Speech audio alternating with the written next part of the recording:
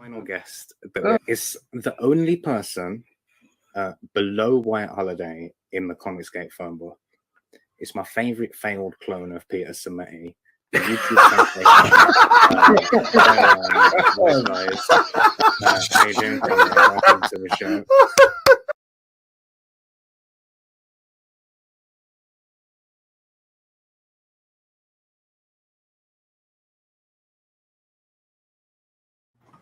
Hello. Still the best clip. Hello. Welcome to WyzGyzEntertainment. This is your host, Wyman. We are. I have them set differently. Okay. All right. So we are joined today by Bionic Bruh and Brian. How are you? What's going on? Hey. Like discombobulated a little backwards here. Let me grab something here. All right, there we go. Cool. Do you see Matt's comment? Not yet. I'll check it. Looking old, man. Oh, man. Yeah. I believe it. I even got the old man kimono on right now. It's that whole new parenting thing, I'll bet. Yeah, it is. Yeah. Let me tell you. There you do. There you go. Black bags, crow's feet, and kimonos. It all comes together. Next thing you know, he's going to be getting a minivan. There you go. Where did my other thing go? Oh, Matt Wynn. Okay. I actually went to grade school with that guy. Did you? Yeah. Funny that he popped in. Little bastard. So you got some gray hair going to lose a lot. Hey, you know what? I raised five boys. See what it does to you? Oh, man. There you go. Oh, Yeah. man. As long as only one gives me the Reed Richards look, I'll be okay. There you go. Then you're distinguished. There we There go. we go. That would be cool, wouldn't it? Yeah. That fool a lot of people. Yeah. Is this the right one? I swear I grabbed the right one that time. What's going on? All right, there we go. Yeah. All right, so we got we're best friends, right? Yeah. Yeah, I kept in touch since 4th grade, man. It's crazy. Wow, that's amazing. Yeah, I've got like one.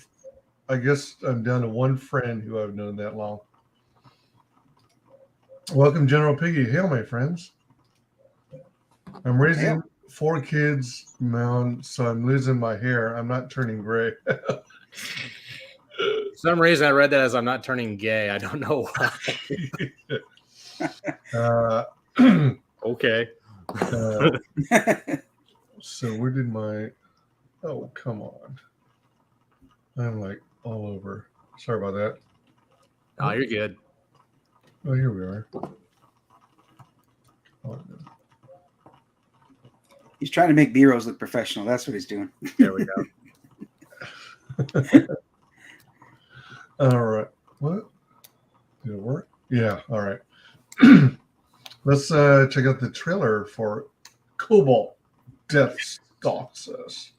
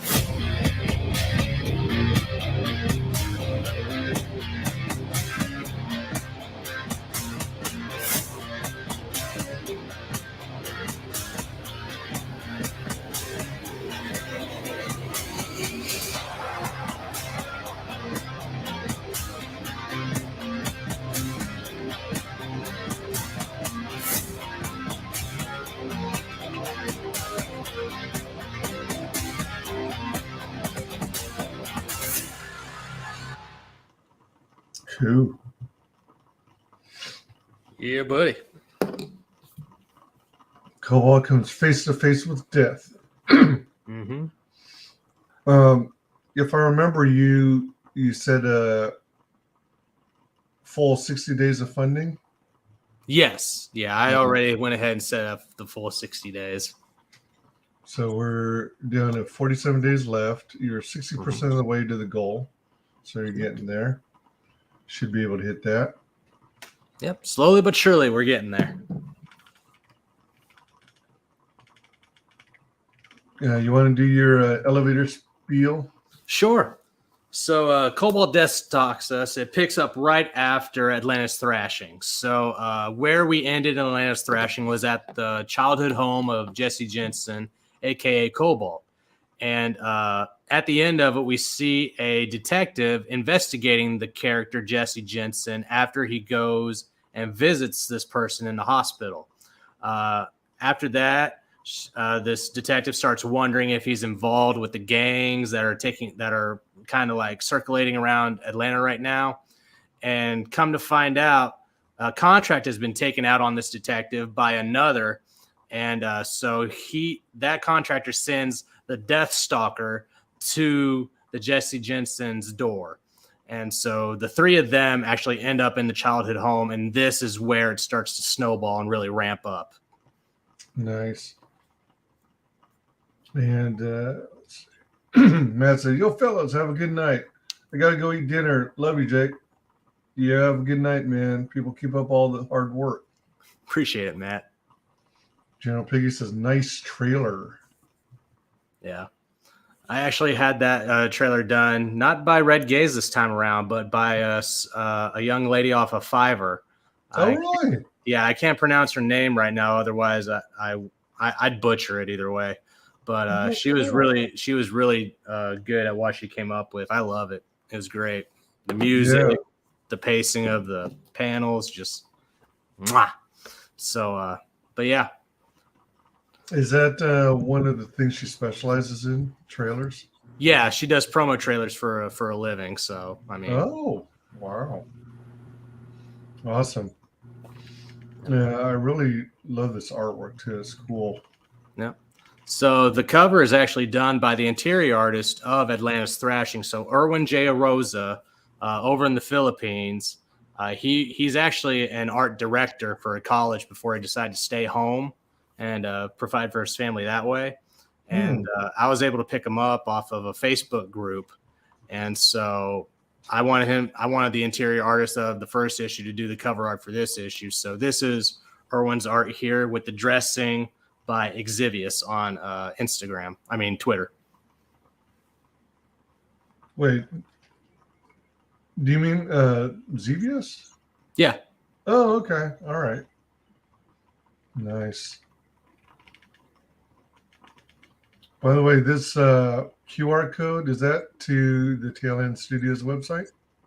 That's to the Indiegogo page. Oh, okay. All right. Nice. General Piggy says Fiverr does a good job. They do.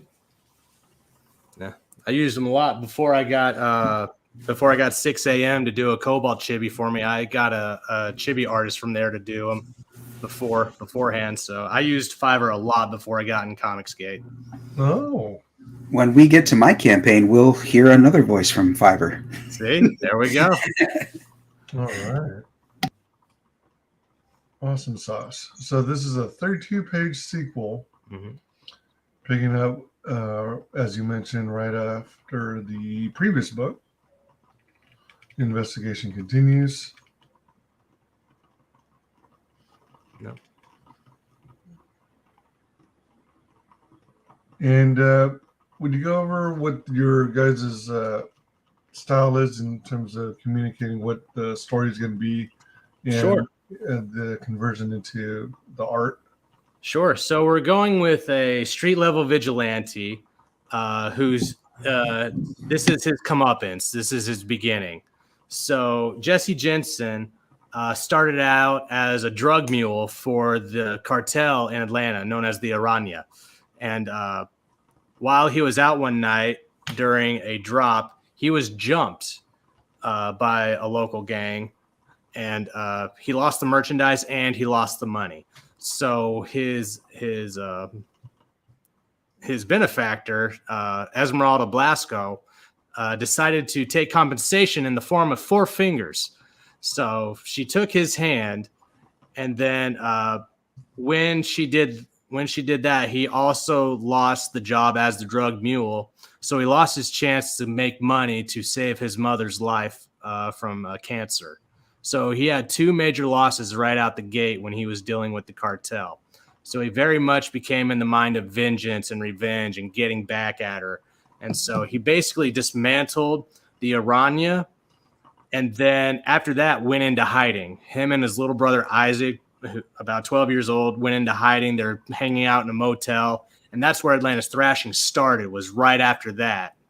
And so this is the aftermath of him like coming out, just sneaking up on bad guys from behind and whacking them and taking money out of their pockets because, you know, they got it with less than, you know, honorable means. And so he's very much trying to navigate his way through this idea of, am I going to continue being vengeful, or am I actually going to stick up and become a hero for Atlanta? Am I actually going to try and do good, or am I just doing this for my own, you know, selfish needs?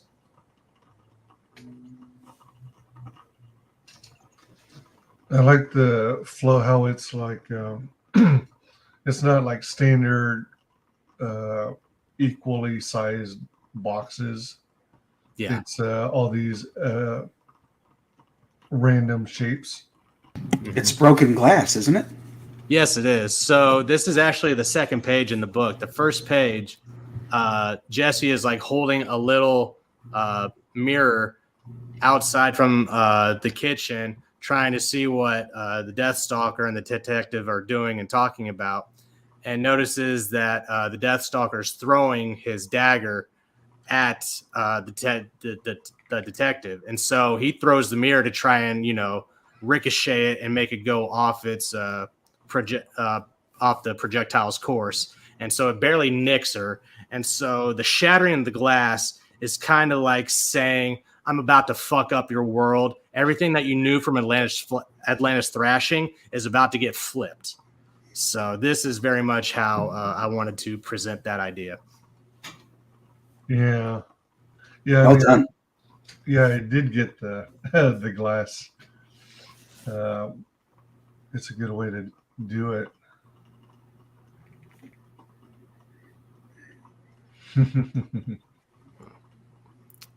Taking out the fire extinguisher. Yep. A very basic move from a new guy. You know, you think that, you know, pulling out the fire extinguisher, you're going to get this like real thick, like, you know, fog that's going to make everything invisible and whatnot. And you're going to see in later pages, that's not exactly how a fire extinguisher works. Nope. So he kind of fucked up already. One of those lessons learned. Exactly. Yeah, Jesse Jensen definitely comes from the school of hard knocks, and he's about to get knocked hard. So it's part of his hero's journey. Exactly. You know, There you go. I said on a different stream that this is very much like the 5-parter of the Green Ranger just totally annihilating the Power Rangers. No. So Okay. this is basically just, you know, Jesse's just not going to see a white light for a while. Ooh. General Piggy says he backed on day one. Right. Appreciate it, General.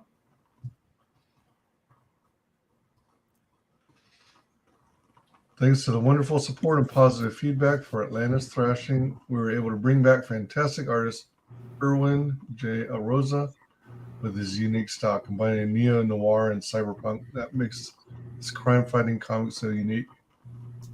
Mm-hmm. Yeah, this style is different from anything else I've seen, and it's really nice. Yeah. You can see in Atlantis Thrashing in the back of the issue that 7-page origin story for Jesse. And it was very clean. It was very good. Jacob Newell, who is also on Facebook and on Instagram, he did that 7-page origin story, and it looked very much like a comic book that you would get off the shelf. Clean lines, great colors, very, very standard for what Marvel and DC would put out. And I wanted to go something darker and more gritty, kind of like Image or something lesser like Dark Horse, that's not so mainstream. You can get a little bit more, grungy with it. And Irwin just nailed what I was looking for. So I picked him up immediately, gave him the pitch of what I was looking for, and he just, to the T, man, it's perfect. Yeah, it's really good. So what is it? Is it like colored pencils? He does it all digitally. Oh, okay. Yeah, it's insane. Cool effects. Yeah. He doesn't lay down a sheet of paper on a scanner or any of that. He does it all on his tablet, his computer. It's nuts. Wow. And all the pages you're showing here on the campaign, this is before lettering, right? Yes, of course. Yeah. On the last book, we got Eric Weathers to do the lettering. I don't know if I'll be able to pick him up this time, so I'm laying off until we get all the pages done. That way, if I'm able to get him, he can just run right through it.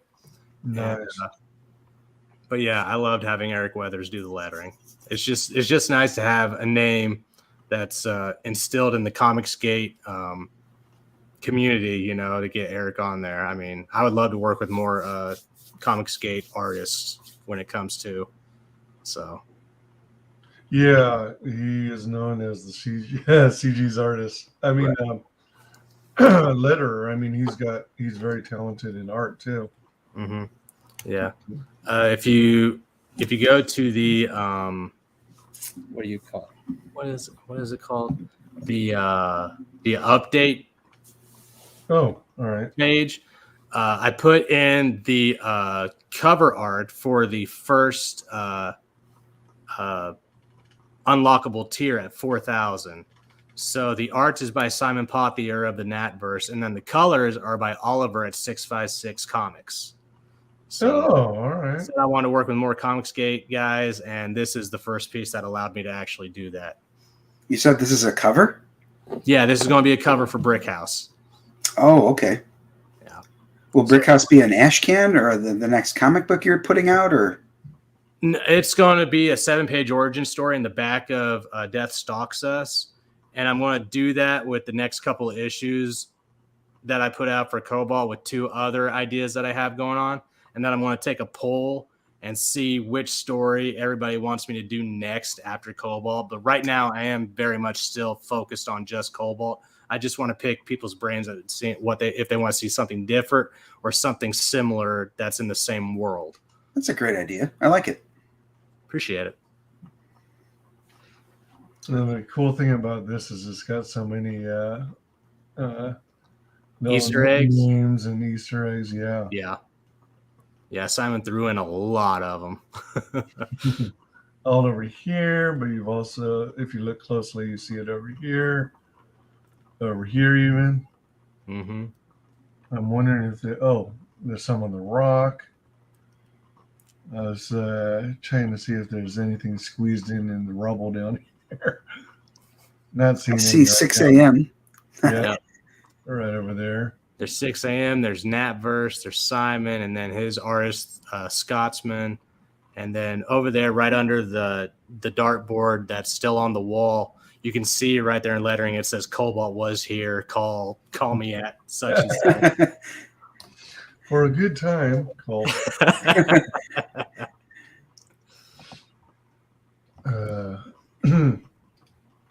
Nice.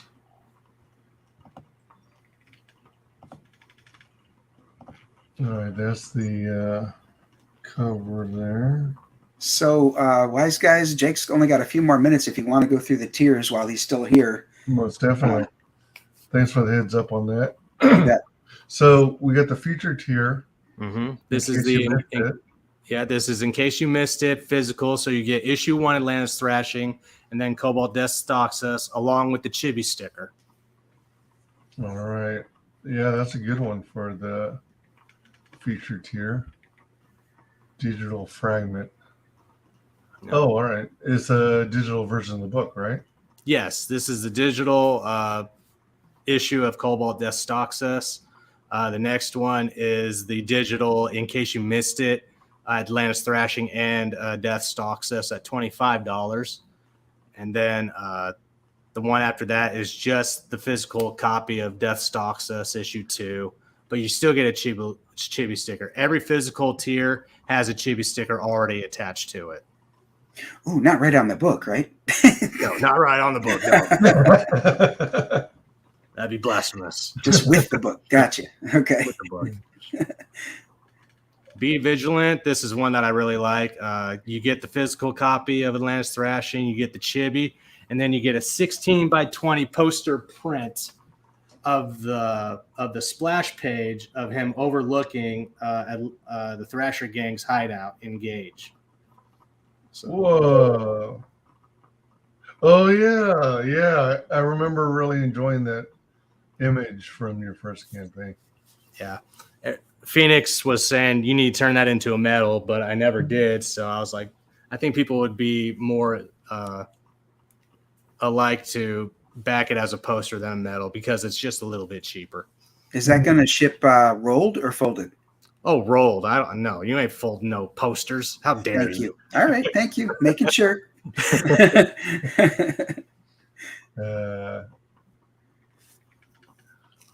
Yeah, that's a good distinction. Everyone's got their preference. Sure. I personally like rolled, but I understand creators not wanting to go that route. Yeah, because, creases. I don't like creases in art.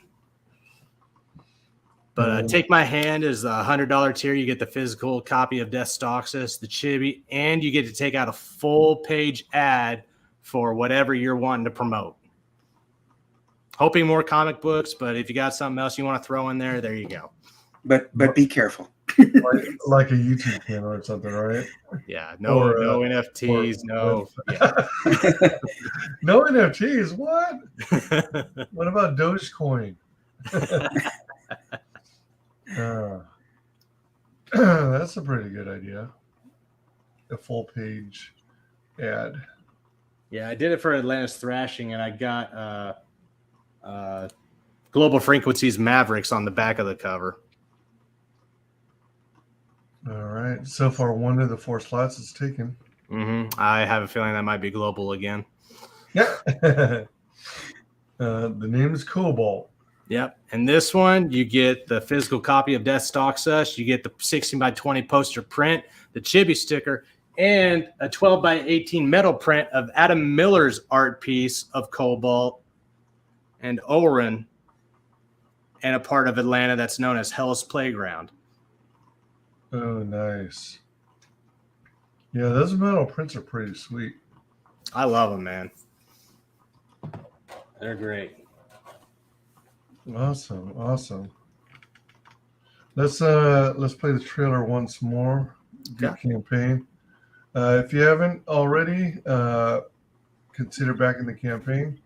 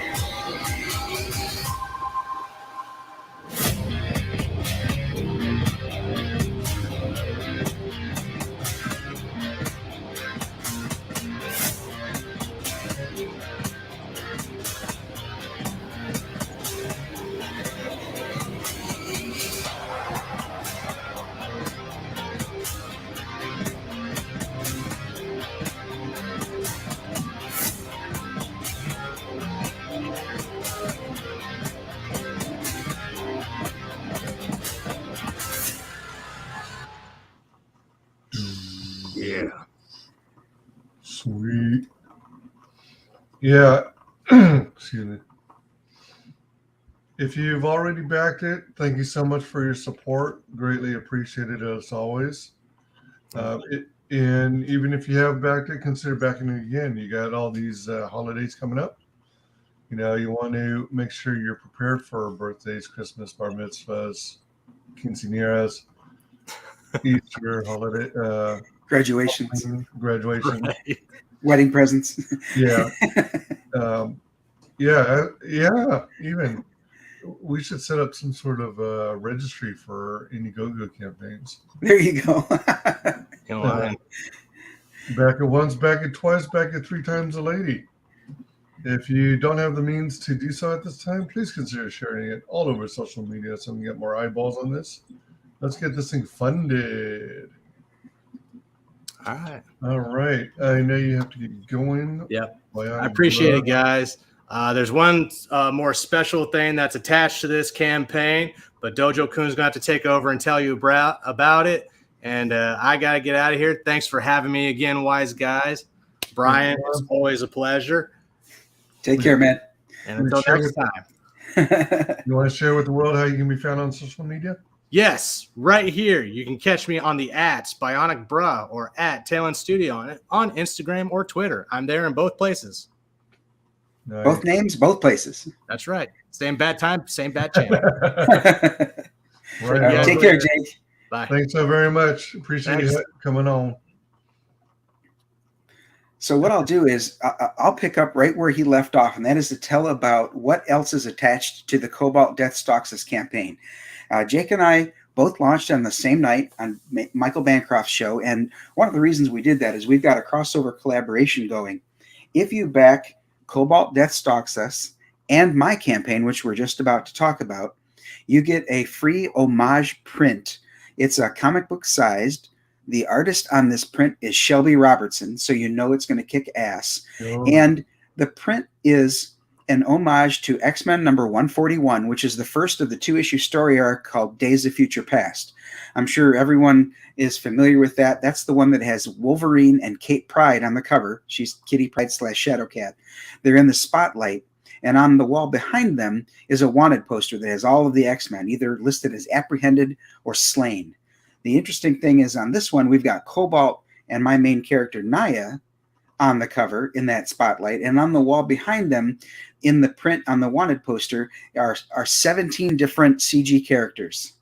So when we start going through the campaign, we'll get to have a look at that print, and I'll tell you about who's on that poster. But yeah, it was a lot of fun getting the CG creators involved in this project. Nice. So Now, did you want to do the shifter? Yeah. All right. You want me to share, or you got it?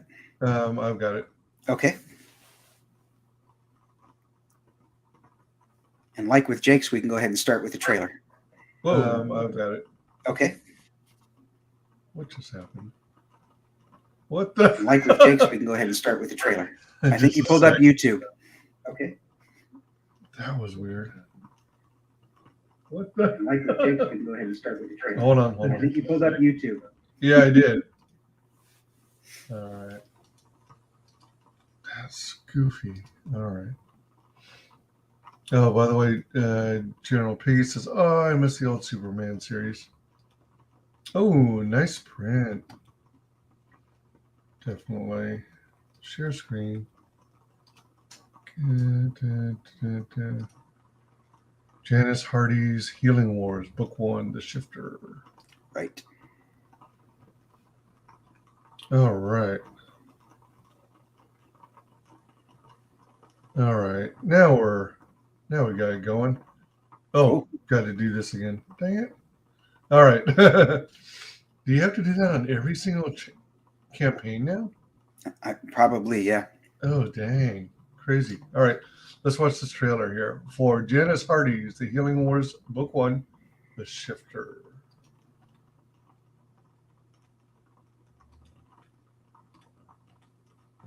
Naya is an orphan with a rare gift. Others with this gift can take pain from a person and transfer it into the cobalt blue metal known as pinvium. But Naya's gift is flawed. She can only transfer pain from one person to another. Orphaned on an island nation occupied by a conquering enemy, and trying to locate her missing sister, Naya has to make sure they don't find out, or she'll be weaponized against her own people.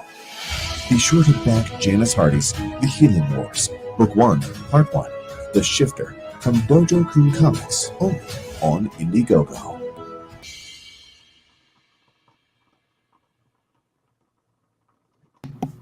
All right. So like I said, that voice was, I heard that guy on Fiverr, and he is the guy who did a lot of the commercials that start out, "In a world." Same guy? Yep, that's the guy. Oh my gosh. He's on Fiverr? Yep. Damn. He's not inexpensive, but it's cool that I got him. Yeah. Seriously, that is. Nice. So, if you want me to go ahead and start with the elevator pitch, I can tell everyone what please, Janice bro. Hardy's Healing Wars is about. So, my wife Deanna had read the series, the trilogy of novels by Janice Hardy called The Healing Wars, and she knew that I'd like it, so she suggested that I read it as well. And she's right, I really did enjoy it. And I was talking to my friend about things that we'd been doing recently, and I told him about the series, and he said, "Oh yeah, I loved it too. Do you want to talk to the author?" I was like, wait, what? Do I want to? I'm like, how? Well, sure I do. How do you? He says, I work with her husband. So he got me in touch with Janice, and I pitched the idea of adapting her novels into graphic novel format. And she was on board right away. She loved the idea. So I sent her the first script of the first half of the first novel, which is The Shifter. And it's great to have the original intellectual property creator as your editor. I mean, she goes through and she makes sure that I hit all of the important points, because after all, she's got a 17,000 word novel, and I've got to bring it down to 70 pages of graphic novel format. But she agreed that I had hit all the right points and omitted the parts that could be when it comes to visualization, and we're firing on all cylinders. The artist on this is Zilson Costa, who did the art on my book Siamese number 3 and 4. Zilsa is a Brazilian artist who's also in a heavy metal band in Brazil, which I think is pretty cool. Oh, okay. Yeah. The colorist is H.G. Tobalina out of Spain, and the letterer, which is a recent development, is Eric Weathers. Oh, cool. Yeah. God. That's a good get. It sure is. Janice Harding's Healing Wars, Book 1, The Shifter, award-winning novelist Janice Hardy's The Healing Wars trilogy, brought to you by DojoKunComics. So why did she call it The Healing Wars, right? A lot of people in this world have the ability, like the trailer said, to shift pain from a person into a blue metal called pinvium. And what a lot of the people do there is they fashion that metal into weapons. So this is set in like a Renaissance, the end of the medieval age, on this world that closely resembles Earth. And if, for example, you're hit with a blue pinvium axe, you get the damage that a normal axe would do, plus you get all the pain that's been stored in that metal from however many times that's been done. So you can imagine that a hit from an axe on this world is much more devastating than a regular axe. Mm-hmm. Now, but Naya can't transfer this pain into the metal. She can only transfer it from one person to another. She can absorb it and store it, but then when she touches the next person, she can then release it into the next person. So she's worried that she'll be weaponized because her nation, it's an island nation called Gevig, has been taken over by the enemy forces from the nation of Basir. So yeah, her story is like the hero's journey. It's definitely, she starts from meager beginnings. She's an orphan on the run, trying to save her sister. And her hero's journey, of course, takes her through an awful lot of grief and struggles, but she does rise up to the occasion, of course. If I had to liken this book to any other series, I would say that this is a lot like either Divergent or The Hunger Games. Oh, okay. All right. Its quality, and its the fact that it's a trilogy, and the fact that she starts from, obscurity and becomes the heroine. Oh, all right. So let me see. I don't think it's sunk in yet. So you got the shifter. You've got, it looks like blue fire.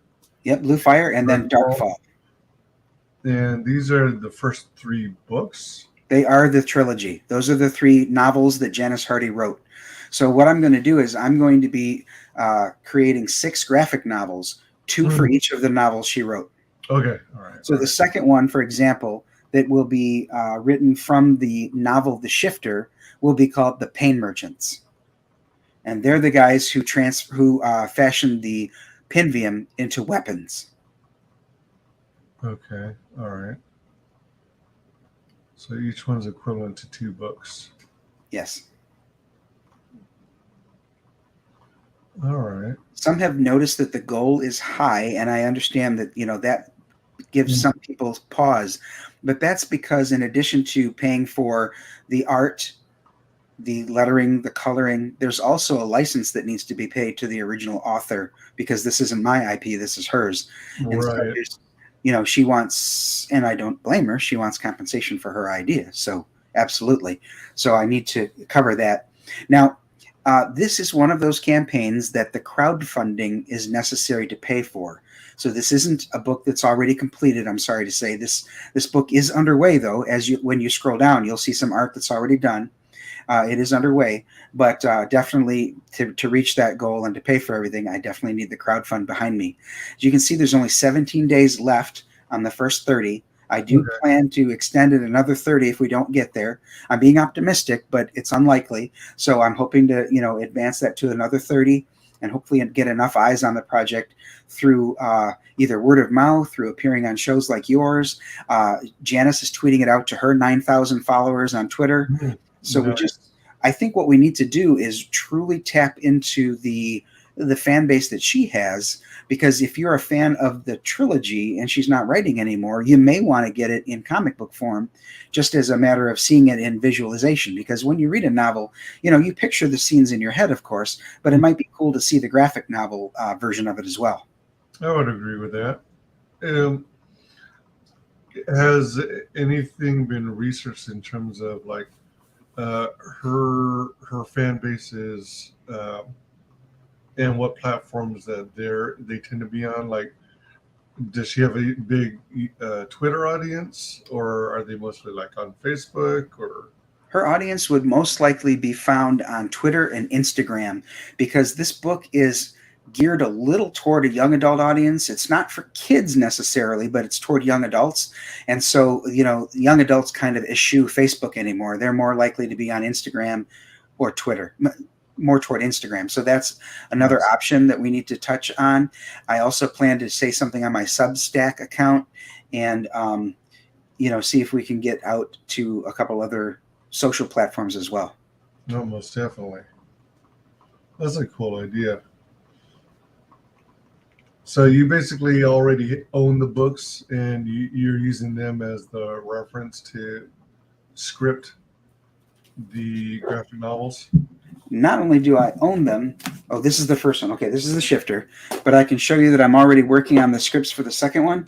You can see that I've got all the tabs. I don't know if you can tell. I got a bunch of tabs here right. where the first book ends, where the second book ends. So yeah, I'm working on scripting the second one out right now. Oh wow. And then you basically write like a comic book design style of script, and then you submit that to her. Right. Review. Yeah, when I write comic book scripts, you would think that they're similar to like the script you would find for a play, or maybe even a screenplay. But that's largely because I've been an actor ever since I was in 6th grade, so I'm very familiar with what a script looks like. And that's kind of what I pattern my comic book scripts after. So in addition to the dialogue, I'm also writing, of course, where the scene's taking place, where each of the characters is located in the scene, what point of view we've got. Like I say that, we're looking at Naya over, her sister Talia's shoulder. So in the scene, you'll see the left side of Talia's face and her left shoulder kind of thing. I make it very clear to the artist. And Zilson even if it's unclear, is really good at determining what I meant with my script. We have a great rapport. And nice. whenever I send him the script, I can count on him to come back with not only what I said, but sometimes even better than what I said. That's important to have that kind of relationship. It is. Yep. It takes a while to even find someone you connect that closely with, that where you guys are like finishing each other's sentences and stuff. Exactly. Yeah. He, like I said, he was the artist on Siamese 3 and 4. So he and I have been working together for years now. Because I had done Siamese originally under a different company's banner and then bought the license to my own characters to bring to DojoKunComics. Nice. That was a wise move. Yes, sir. How much of the scripting is done? The scripting for both the Shifter and Pain Merchants is complete. And like I said, I'm already working on the first of the 2 graphic novels for Blue Fire. And does I know it's early in the process and you guys are getting the feel for how the other works, but you and the author Janice, are you finding that she's finding a lot of things to tweak, or is she pretty much down with what you have in mind? Well, she's great at proofreading for grammar, for keeping the tense the same. Like if I say somebody is walking, I can't say then, that it's a past tense. So she's really good at keeping that consistent. So she's working as a great editor of technically her own IP, which I think is a great working relationship that we have. She is firm but gentle. She does point out the things that need correcting, and I have never once felt that she was being too heavy-handed about it. I'm definitely going to defer to her when it comes to what to include and what to exclude from the graphic novel, but that part has been very few and far between. Does all the imagery and stuff have to go through her for approval as well? Yes. All the artwork? All right. Yep, she needed to approve the look of the characters.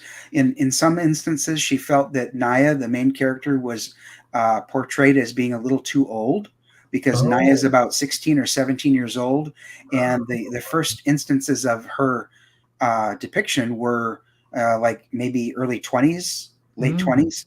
And she said, no, we've got to make sure that Naya looks like a teenager. So that's what we're doing. All right. DojoKunComics presents award-winning novelist Janice Hardy's trilogy, The Healing Wars, Book 1, Part 1, The Shifter. So as you can see in that paragraph right there, it's going to be 70 pages for the first of the 2 graphic novels depicting the events in the first novel, The Shifter. It talks more about the character there, which we have covered. The cover currently says that Matthias Zanetti is the letterer, but he decided to bow out based on my affiliation with the group, Comicsgate. Right. So, I reached out to Comicsgate and said, all right, I need a new letterer, and Eric Weathers was one of the few who stepped up. Nice. So I thought it would be good to attach his name to the project. I know he's a hard worker. I know he does very well, so I think it'll give a good visualization. What he's really good at is when the lettering needs to blend in to the point where you don't notice that it's there. Mm-hmm. That's when he shines. But also when you really need to see it because it's something that pops or something that's super important, he's good at bringing it to light as well. Yeah, he's a talented individual, to be sure. I was shocked to see how great of an artist he is too. Oh my gosh, yeah. Yeah, so yeah. Kudos to him for being able to wear many hats in CG. Yeah, for sure. Yeah, looking forward to his project as well. So, since it's like Naya's origin story, she's and it's because it's also like hero's journey. She's gonna take some bruises and she's definitely gonna have some struggles. Yeah, you bet. She's got people that she's worried about. There's on the cover there, you see the guy with the metal tongs in his hand. He's one of the pain merchants. That's Zertanic. The guy with the puffy shirt is somebody that she calls initially the fancy man. You do learn his name later, but that's what she calls him to begin with because she doesn't know his name. And then her friends and allies are across the bottom of the picture there.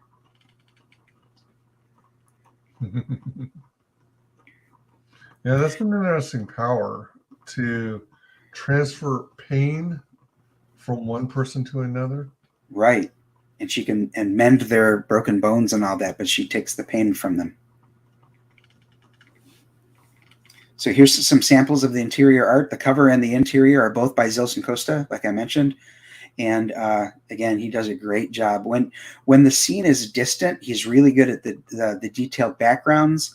But when the scene is close up, he does a great job on the facial expressions too, which I think you'll see if you scroll down to the next page. I think he's got some close-ups of Naya and her friend Aelin. This is so neat. I like the puzzle piece. Yeah, that was great. That was Zilson's idea. That's creative. All right.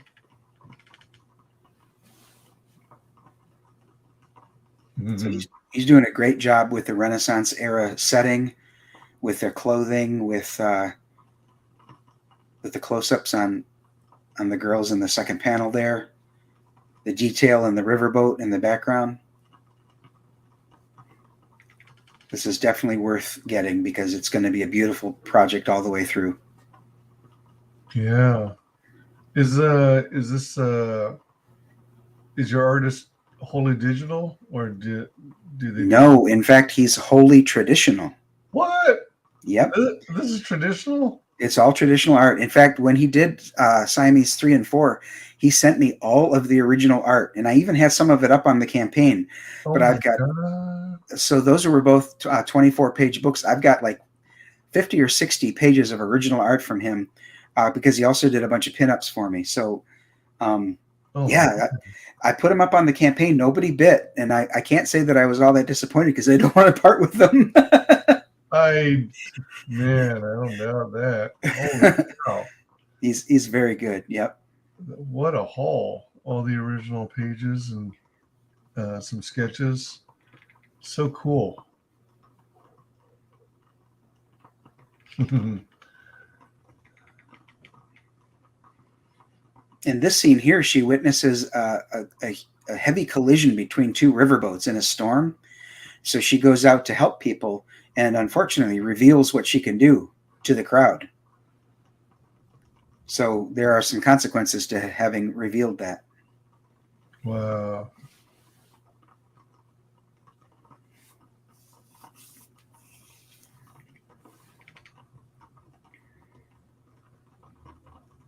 Ooh, you're about to get to the bonus homage print. So if this is the one where if you back Cobalt Death Stalks Us and the Shifter, this print will be sent to you with your copy of the Shifter. So this is the one by Shelby Robertson that I was talking about with all the CG characters in the background. And I'll quickly go through them. We've got Ella from the Lucent in the top left, then Reaper Destroyer, then Strees from Type 1, then the Boss from The Company Men Dead, White, and Blue, then the Embrace. The next line has Ragetality by Shelby himself, Perfect 10 by Dave Brink's Genuine Comics, Monstro from Downcast, the Man Dog from 656 Comics, Murito from Mavericks by the Global Frequency. The next line has Black Flag from Dan Fraga. It's got Aerith from Aerith Saga, then The Ghost from The Replicator by Rob Arnold. Then Naya is on the poster as one of those being chased. The next one is with the light pink skin is the Saint from Cerebrum. The next line is Canadian Shield and Siamese from my books. Then Cobalt, who's also on the wanted poster. Then Tailless from The Adventures of Tailless in Outer Space. The two that are obscured by the character standing in the foreground are two of my characters. It's Starstep and Breathtaker. And then you've got Krishna Kid from Kami Mark in CG UK. And then lastly, Dr. Primordial, which is one of my characters who debuted in my book, The Loved Ones. I'm sorry, tell me again the three that are obscured. There's There's actually nobody in that panel behind Cobalt. Oh, all right. So the two that are obscured are Star Step and Breathtaker from DojoKunComics. Man, this is I didn't cool. I didn't want to ask someone to be a part of this poster and then have one of their characters like totally blocked by who was standing in front. So I just threw like the corner of a couple of my characters back there. Okay, right on. In fact, in the original picture to which he's paying homage, Canadian Shield and Siamese are both also obscured by Wolverine and Kate Pride. The characters that are in their places are also completely obscured. So he actually moved the poster up a bit, and more of their faces are showing, which I appreciate. Yeah. This is cool. So this one here, it will be lettered. Their names will be on the front, and then there will be a key on the back of that print, which will explain what I just went through with all their names, their creators, and the books that they're from. Okay, all right.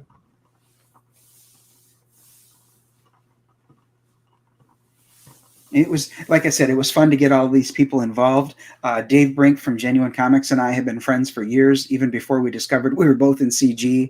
It was neat to get a couple of people from CG United Kingdom in this, with Tailless and Kid Krishna, or Krishna Kid. I mean, it was fun to have Aria Black and Kami Mark involved. So, yeah, this is a labor of love. It was difficult to get all of those people involved, but it was definitely worth it. I think that the people who back both of the projects are going to enjoy having that print as well. Sweet. Campaign Tears by Deanna, fancy coffee tier. That's right. That's my gal. She is super supportive of this whole comic book crazy thing that I do, and so I thought that would be a nice thing to do to thank her.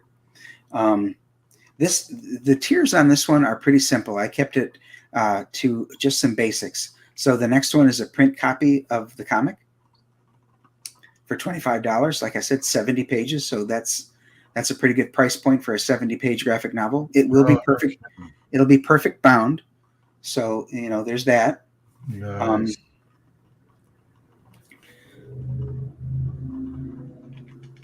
The next tier is gone. It was a one-of-a-kind Dave Ryan sketch card. For $60, the person who was the very first backer, as a matter of fact, he grabbed this sketch card from Dave Ryan, and he, of course, gets a copy of the book. Oh, cool. Look at the effect on the lips. Yeah, right. The lips, her eyeliner, and her the hand, like the glowing around her hand. Yeah. Yeah, the first backer was Lord Ravener, so hail to Lord Ravener. Oh, nice. And yeah, I see the question in the chat. Yes, General Piggy, that print, that picture you saw above with all of the poster on the background, that is a print that you'll get free if you back both Cobalt Death Stalks Us and the Shifter. And hail to Pops Van Zandt. Thanks for being here, Pops. Welcome, Pops. Nice.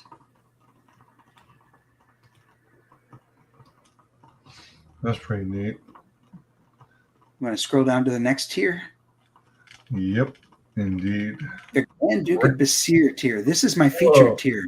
So the Basir is the occupying army that's taken over Naya's country.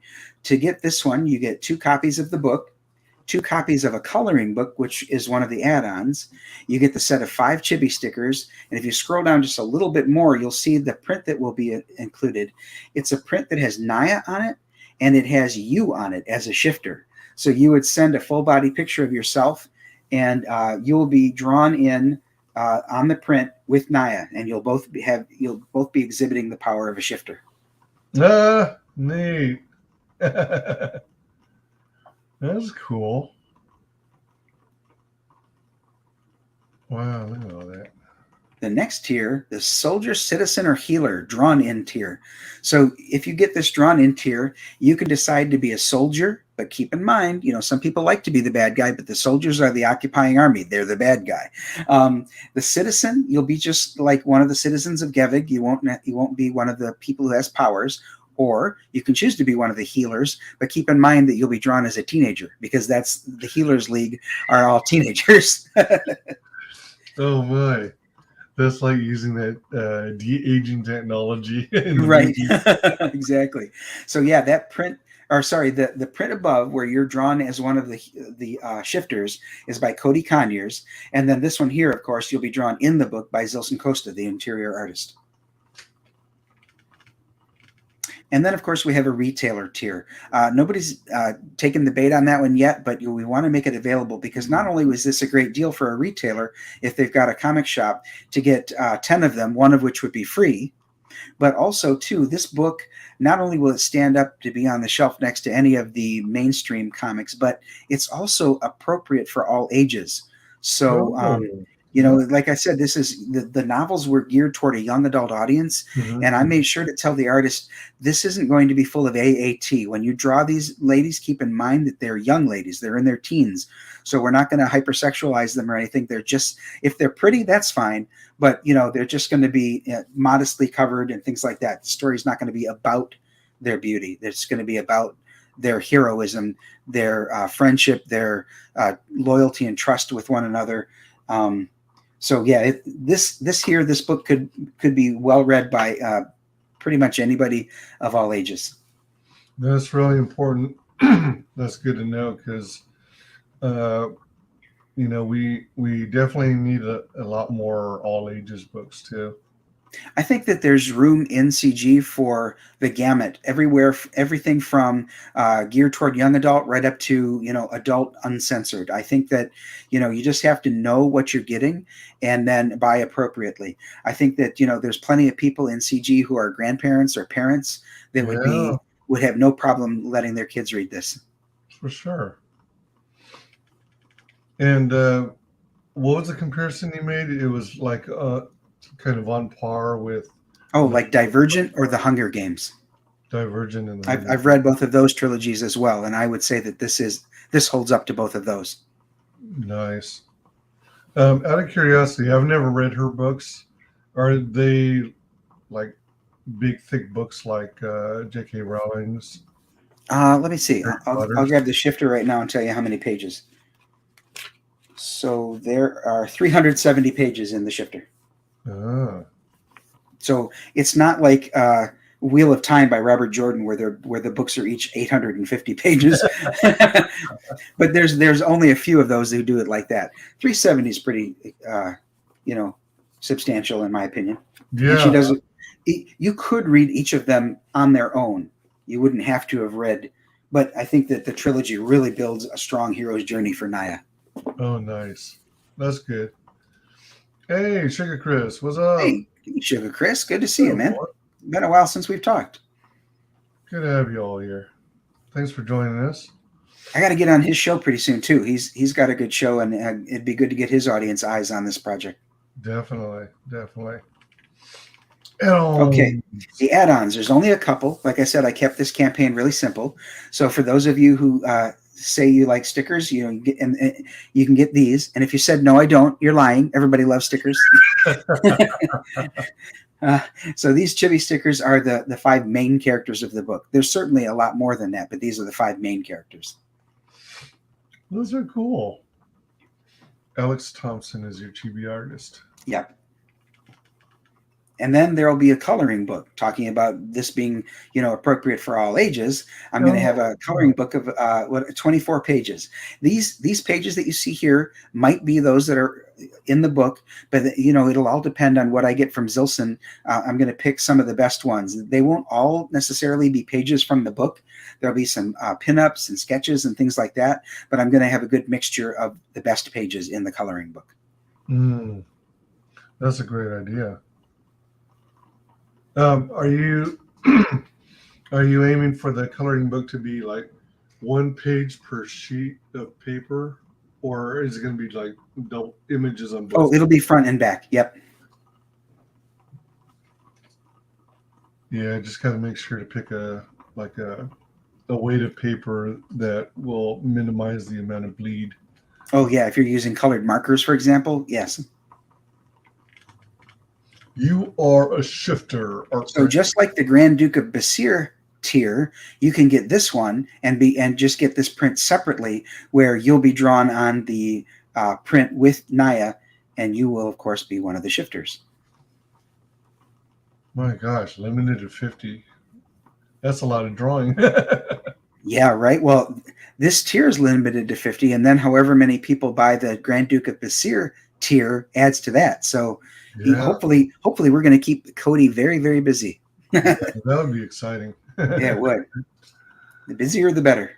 Yeah, for sure. I like that one a lot.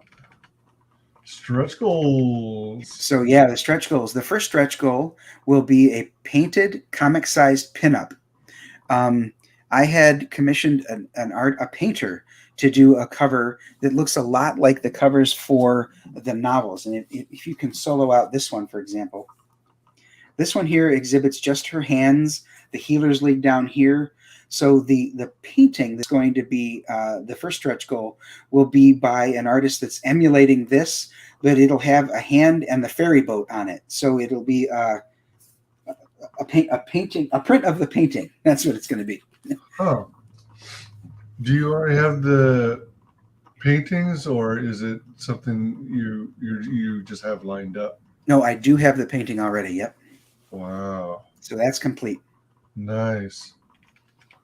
Painted comic-sized pinup. Stretch goal number 2 is an ash can. You want to unsolo me? Oh, sorry. Whoopsie.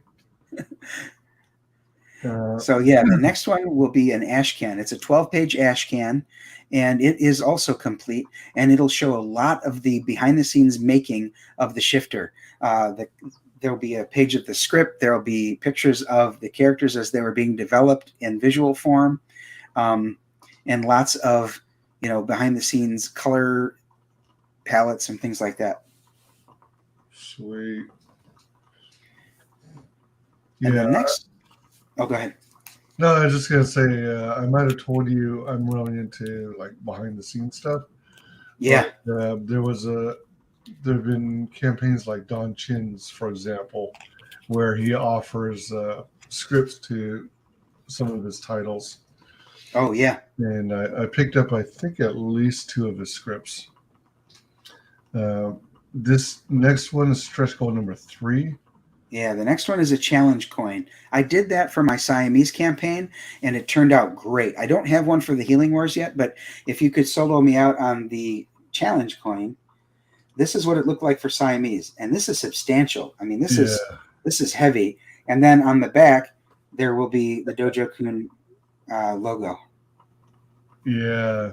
But the front, of course, will have Naya and maybe the Healing League behind her. Man, it's amazing what they can do. It is, yep. Those challenge coins are awesome. So, would you take a moment and explain what the challenge coin is about? Oh, yeah, definitely. I did some research on that, so I knew what I was talking about. So a challenge coin started out in the Army as a form of identification. And because they would be issued to a battalion that would identify what battalion they're from. And they were used when men were taken prisoner and they wanted to negotiate their release. They would know what battalion to contact, even if, for example, they didn't speak the same language. Now, the challenge coin evolved over the years such that they are awarded not just to the military, but to first responders. Corporations do it. I know even my company issues challenge coins. They issue challenge coins with the company logo on it, but only to those people who were military or served previously, which I thought was a nice touch.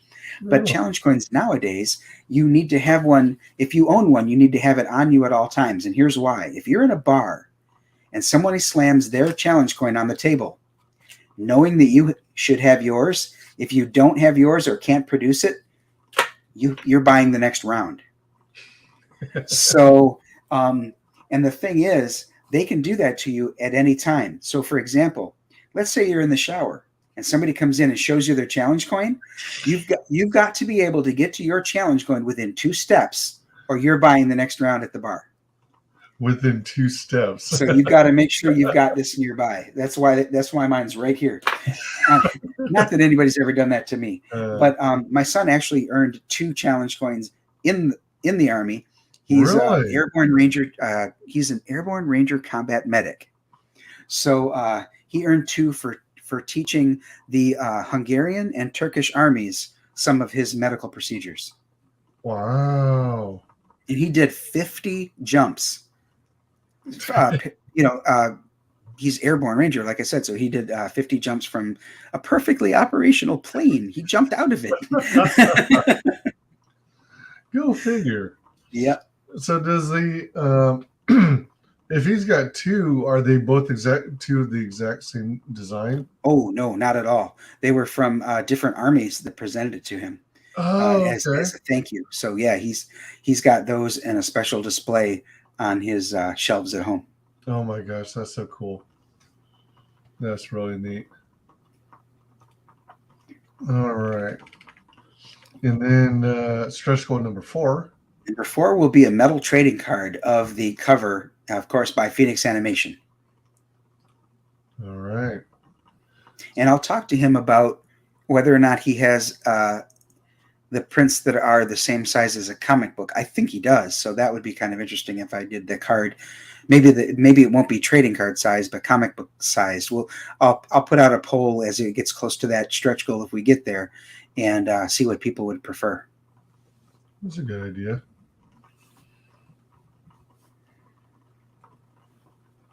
And then we more or less covered these already, but the feature tier is the Grand Duke of Asir, where Right. you get everything, right? Yep, 2 copies of the book, 2 copies of the coloring book. You are drawn as a shifter, and the chibi stickers. Nice. And buy Deanna fancy coffee, of course. Got to get one of those. Some people have chosen to back that, which I appreciate. And she will too when I start taking her to Starbucks. Physical copy of the shifter. Right. That's one physical copy. Then you got the soldier tier that you were describing earlier.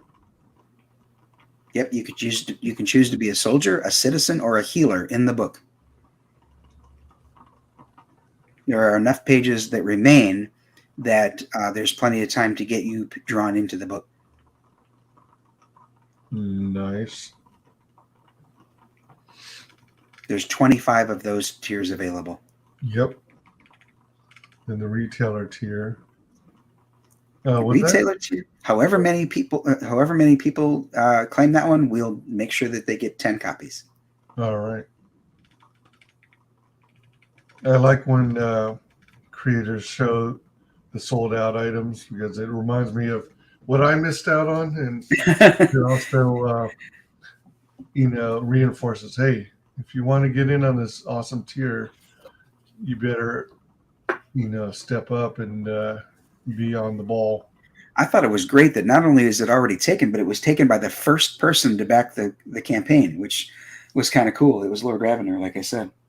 That's pretty amazing. You gotta be quick on the draw to That's right. For the best. Because I'm sure that Amanda B was trying to be first, and I know Eddie Winkler was trying to be first. And nice. Let's play the trailer once more. Yes, please.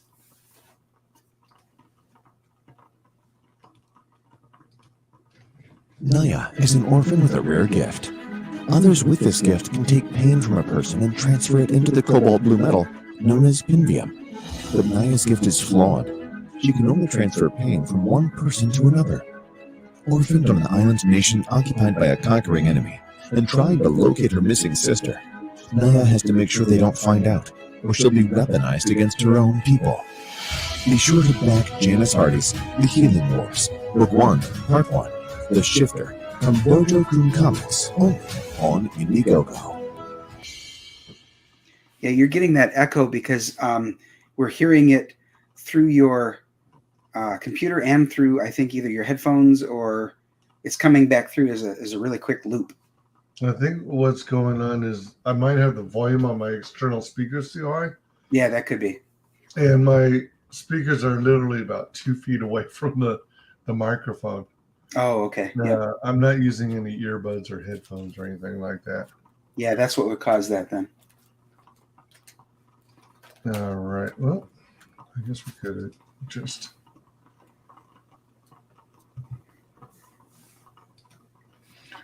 All right. I got the the one-of-a-kind sketch card that Lord Ravener got right here.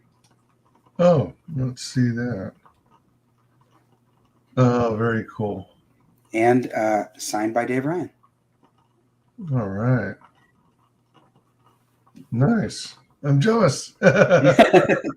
I'm sad to see it go because it's one of those things where it's like it's for my campaign, but definitely something that he will like. I'm sure it's going to a good home. Cards. That's right. Definitely is. Yeah. So if you haven't yet backed this campaign, back it today. And please spread the word. We definitely need some love. As you can see, we're only 9% funded. We've got a long way to go to get to the goal. I really would like to get this out for Janice. Of course, for DojoKunComics, but I think it's such a cool collaboration between the novelist and the comic book industry. So I'd really love to see this happen. So back it today, back it twice, back it 3 times a lady. Exactly. And if you don't have the means to do so at the moment, share it all over social media. Please do. Yeah, the sharing is also invaluable, and I appreciate it. Yeah, so very cool looking project. Definitely interested in seeing this get funded. Yeah, that'll be so exciting to see this in print. Yeah, I can't wait for it. It's gonna be great. I just know it. Are there any? Is there anything like else that we might have missed or didn't cover that is important to know about it? No, I think that we covered everything with this campaign. And for those of you watching who didn't see my last appearance on WyzGyz show, please also check out Tōrō Tales, or properly pronounced Tōrō Tales, on Indiegogo, also from DojoKunComics. Right on. I am going to give you the floor, sir. All right. Share with the world how you can be found on social media. You bet. On Twitter and Instagram and Substack, you can find me at DojoKunComics. If you look for me on Facebook, you can find me either at my name, Brian Menard, or you can find me as DojoKunComics on Facebook as well. I also have a website that's dojokuncomics.wixsite.com/DojoKunComics with the library of previously published comics. We've got 12 comics that we published previously, and there's also some indication as to what projects are up and coming. We've got a lot in the queue. Awesome. You can find me at my usual haunts. I'm on Twitter at WyzGyzTweets, on Twitch at WyzGyzEntertainment, all one word, and on YouTube it's WyzGyzEntertainment. If you're doing searches, make sure WyzGyz is one word, WyzGyz. Please like, comment, and subscribe. Mark the bell for notifications, and indicate all notifications so hopefully you don't miss a single video or stream. I'm glad you said that because it reminds me you can also find me on YouTube. I've got my own channel called DojoKunComics. Oh yeah, very good show. Thank you. Channel has all these great interviews, wonderful guests, and cover a lot of stuff in the industry. So we wanted to I wanted to thank everyone in chat for joining us. You guys are awesome. It's been fun. Thanks to everyone who watches this on replay. And thanks most especially to my very special guests, Bionic Bruh and Brian of DojoKunComics. Thanks so much for having us. We definitely appreciate it. My pleasure as always. Always welcome on the show. And thanks everyone again. And you all have a great night. We shall see you on the next stream. Bye. Hail, everyone. Final guest that is the only person below White Holiday in the Comicsgate phone book. It's my favorite failed clone of Peter Sameti. The YouTube translation. How you doing, Conrad? Welcome to the show.